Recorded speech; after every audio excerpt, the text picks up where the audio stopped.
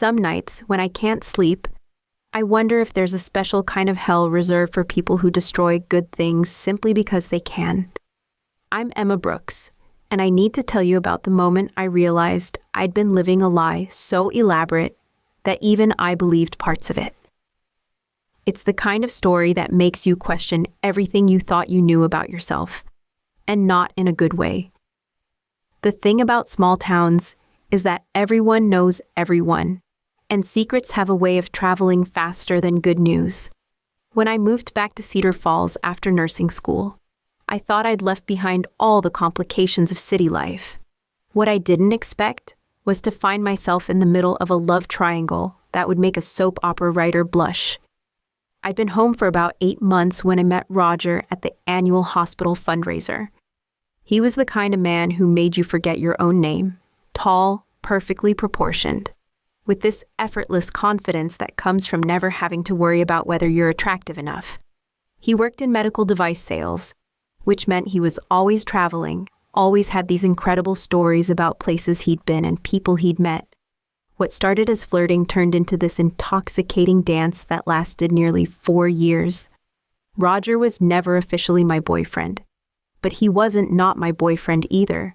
He'd disappear for weeks at a time, then show up at my apartment with expensive wine and stories that made me feel like I was living in some glamorous movie. I spent those years in a constant state of anticipation, checking my phone every 5 minutes, planning my life around his sporadic visits. Meanwhile, there was Finn. Finn Carpenter owned the local music store and taught guitar lessons to half the kids in town.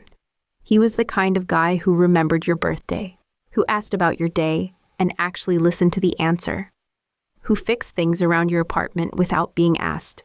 He was also, if I'm being completely honest, about 40 pounds heavier than what I considered my type. We'd known each other since high school, but he'd changed a lot since then, gotten softer around the edges, both physically and emotionally. While I was chasing after Roger's attention, Finn was just there. Reliable, safe, always ready with a joke when I needed cheering up, always willing to help me move furniture or fix my ancient laptop. He asked me out maybe 6 or 7 times over those years. Each time, I had the same response. I'm kind of seeing someone. Which was technically true, even if that someone only acknowledged my existence when it was convenient for him. Finn never pushed, never made me feel guilty about it. He'd just smile and say something like, "Well, if that changes, you know where to find me." The wake-up call came when I saw Roger's engagement announcement on Facebook. Not to me, obviously, to a pharmaceutical rep from Denver who looked like she'd stepped out of a fitness magazine. The post was all about finding his perfect match and settling down with his soulmate. 4 years of my life, and I found out he was engaged the same way I found out about my high school acquaintances' job promotions. I spent 3 days crying in my apartment, eating ice cream and watching terrible movies. That's when Finn showed up at my door with takeout from my favorite restaurant and a bottle of wine. He didn't ask questions, didn't try to give me advice, just sat with me while I ugly cried through the entire 2nd season of some reality show. I'm such an idiot, I kept saying. I wasted 4 years on someone who was never going to choose me. Finn, being Finn, just rubbed my back and said, "His loss. Anyone who can't see how amazing you are doesn't deserve you." Looking back, I think that's when I made the decision that would ruin both our lives. Not consciously, but somewhere in my grief-addled brain, I decided that Finn was my consolation prize. He was safe, he was available, and most importantly, he already loved me. I wouldn't have to wonder if I was good enough, because he'd already spent years proving that I was, at least to him. When he asked me out again 2 weeks later, I said yes. Not because I was attracted to him, not because I saw a future with him, but because I was 31 and tired of being alone. I told myself that attraction could grow, that maybe I'd been shallow all those years, that what mattered was finding someone who treated me well. The first few months were actually nice. Finn was so happy to finally have a chance with me that he pulled out all the stops. Romantic dinners, weekend trips to the coast, thoughtful little gifts that showed he'd been paying attention to my interests for years. He made me feel cherished in a way that Roger never had. But here's the thing about settling. It's not sustainable. You can convince yourself you're being mature, choosing substance over surface. But eventually, the truth catches up with you. And for me, the truth was that every time Finn touched me, I had to close my eyes and think about someone else. I became an expert at avoidance. I'd work late shifts at the hospital, pick up extra weekend coverage, volunteer for committees I had no interest in. Anything to avoid the growing intimacy that Finn naturally expected from our relationship. When he'd try to initiate physical contact, I'd suddenly remember important errands or develop mysterious headaches. The worst part was how understanding he was about it. No pressure, he'd say when I'd make another excuse. We can take things as slow as you need. His patience only made me feel more trapped. Because how do you break up with someone for being too considerate? After 8 months of dating, Finn proposed. It wasn't some grand gesture, just the two of us at dinner, him nervously fumbling with a ring box, talking about how he'd never been happier and how he couldn't imagine his life without me. The ring was beautiful, clearly expensive, probably representing months of savings from his modest music store income. I said yes because I couldn't think of a reason to say no that wouldn't destroy him. He was a good man, he loved me, and I was tired of being alone. I convinced myself that I was being smart, choosing the sure thing over the uncertainty of dating in a small town at 31. The engagement was 7 months long, during which I threw myself into wedding planning with the enthusiasm of someone trying to convince herself she was making the right choice. I spent hours on Pinterest, creating boards full of romantic venues and elegant decorations, as if the perfect wedding could somehow transform my feelings about the groom. My sister Kate was the only one who seemed to notice something was off. "You don't seem very excited for someone who's about to marry the love of her life," she said, during one of our wedding planning sessions. "I'm just stressed about the details," I lied. "I want everything to be perfect." "It's not about the details, Emma. It's about the marriage. Are you sure you're ready for this?" I deflected with talk about venues and flowers, but her words stuck with me. Was I ready? The honest answer was no, but I was already too deep in to back out. The invitations were sent, the deposits were paid, and Finn was so happy he practically glowed whenever someone mentioned the wedding. The ceremony was beautiful, I'll give it that. Small and intimate, just family and close friends at the historic inn on the edge of town. Finn cried when he saw me walking down the aisle, and I managed to convince myself that the tears in my eyes were happy ones. During the vows, when he talked about how he'd loved me from afar for years, and how grateful he was that I'd finally given him a chance, I felt like a fraud. Our honeymoon was a disaster, though I did my best to hide it. We went to this romantic bed and breakfast in Vermont, the kind of place with 4-poster beds and fireplaces in every room. Finn had planned everything perfectly. Wine tastings, scenic hikes, cozy dinners. But every romantic gesture felt like pressure. Every intimate moment felt forced. I faked food poisoning on our wedding night, then a migraine the next day. By the 3rd day, I was running out of excuses, and Finn was starting to look worried. "Maybe we should see a doctor," he suggested. "You haven't been feeling well since the wedding." "I'm fine," I insisted. "Just tired from all the planning stress. It'll pass." But it didn't pass. If anything, it got worse once we were home and settling into married life. Finn had moved into my apartment, and suddenly I was sharing space with someone whose presence felt like a constant reminder of the choice I'd made. He'd try to be affectionate, and I'd find reasons to busy myself with dishes or laundry. He'd suggest we watch a movie together, and I'd remember urgent work I needed to catch up on. The girls at the hospital became my outlet. During breaks, I'd vent about my marriage in ways that, looking back, were completely inappropriate. I'd complain about Finn's weight, his lack of ambition, his simple tastes. I turned our private struggles into entertainment for my coworkers, painting him as this burden I was carrying rather than the devoted husband he actually was. "Girl, you're too young to be settling like this," my colleague Jessica would say. "My friend's cousin went on this amazing weight loss journey with her husband. Maybe you could suggest something like that." I've tried hinting, I'd lie. He's just not motivated. I think he's gotten too comfortable. The truth was, I'd never tried to have any serious conversations with Finn about anything. I was too afraid of what those conversations might reveal about my own feelings, too scared of the honesty that might be required from both of us. Dr. Patterson, the new cardiologist, made everything worse. He was everything Finn wasn't. Lean, sophisticated, confident in that way that comes from years of people treating you like you're important.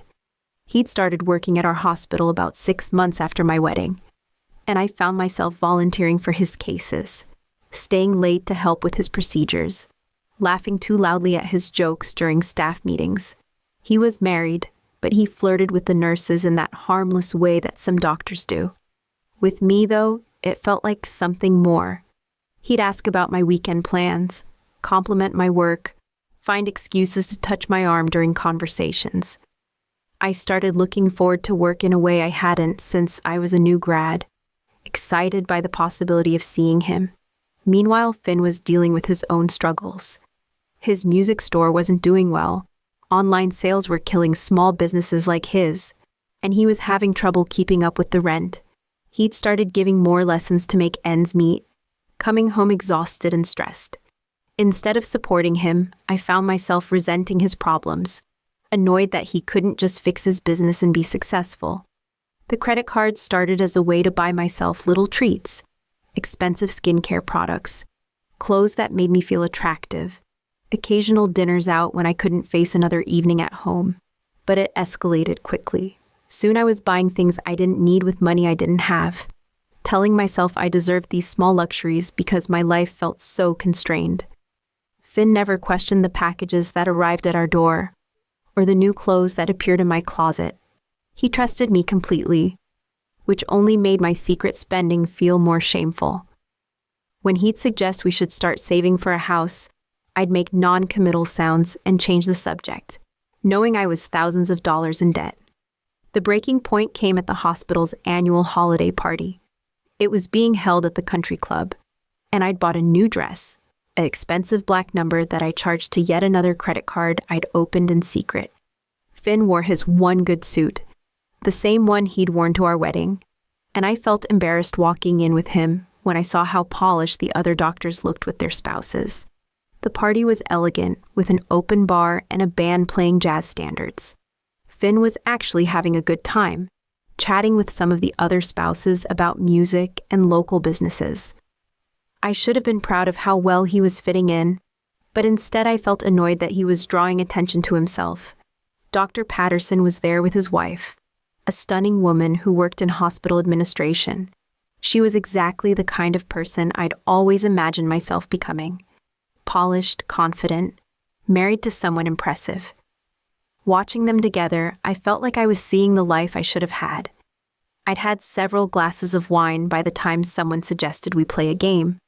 It was supposed to be innocent fun, 2 truths and a lie.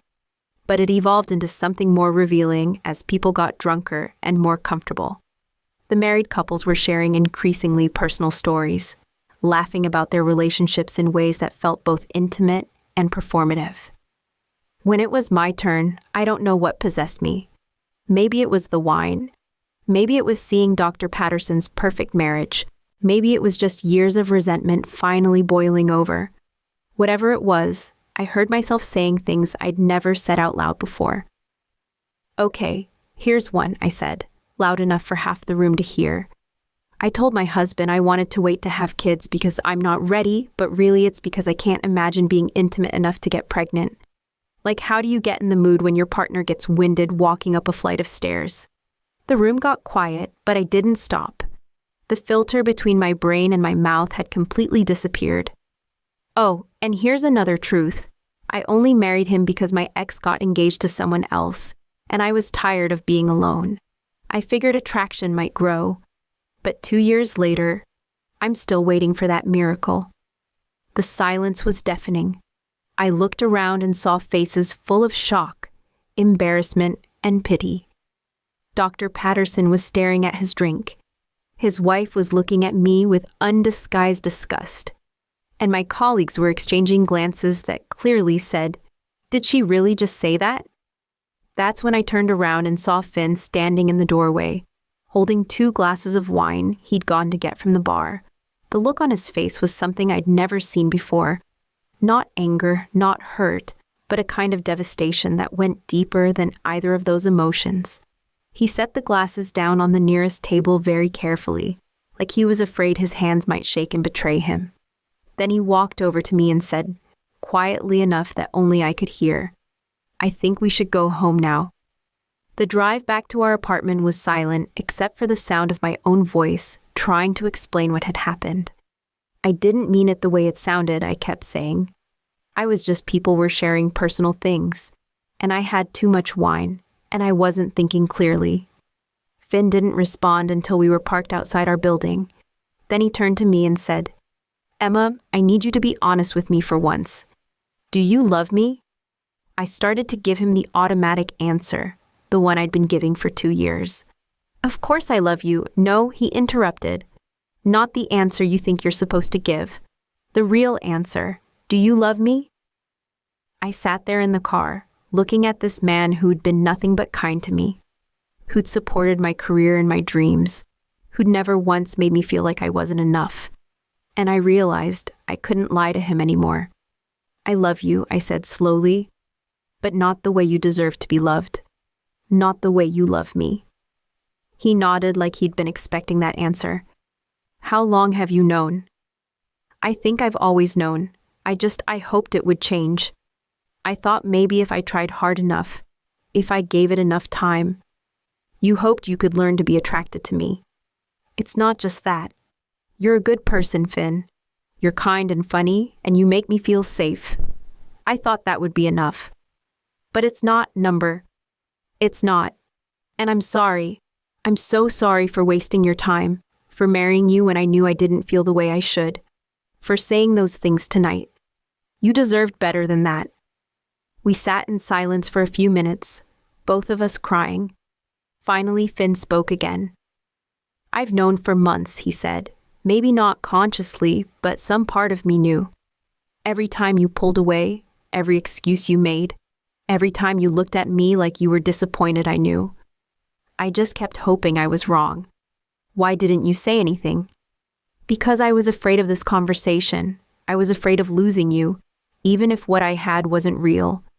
And because I kept thinking that if I just tried harder, if I lost weight or made more money or became more interesting, maybe you'd see me differently." That's when I learned something terrible about myself. Hearing him blame himself for my inability to love him properly made me feel worse than any guilt I'd experienced before. This good, kind man had spent months thinking he wasn't enough, when the truth was that I was the one who wasn't enough. "It's not about your weight," I said, "or your business or anything else. It's about me. I'm the problem here, not you." "I know," he said quietly. "I think I've always known that too." He moved out the next day, not in anger, but with a kind of resigned sadness that was somehow worse than fury would have been. He packed his things while I was at work, leaving behind only a note that said, "I hope you find what you're looking for someday. You deserve to be happy, and so do I." The aftermath was swift and brutal. Word of what I'd said at the party spread through the hospital faster than I'd thought possible. My colleagues, who I'd thought were my friends, suddenly couldn't meet my eyes. The break room conversations I'd enjoyed so much, the ones where I'd vented about my marriage, were revealed for what they really were. A cruel woman using her co-workers as an audience for her own dysfunction. Dr. Patterson transferred to a different hospital within the month. His wife, I learned, had threatened to report me to HR for harassment if I didn't stop finding excuses to work on his cases. The other doctors started requesting different nurses for their procedures, and I found myself relegated to the least desirable shifts and patients. Finn filed for divorce 3 months later. The papers were delivered to me at work, right in front of the nurses' station where everyone could see. He was asking for almost nothing, just his personal belongings and half the value of his music equipment that he'd had to sell to pay rent on his new apartment.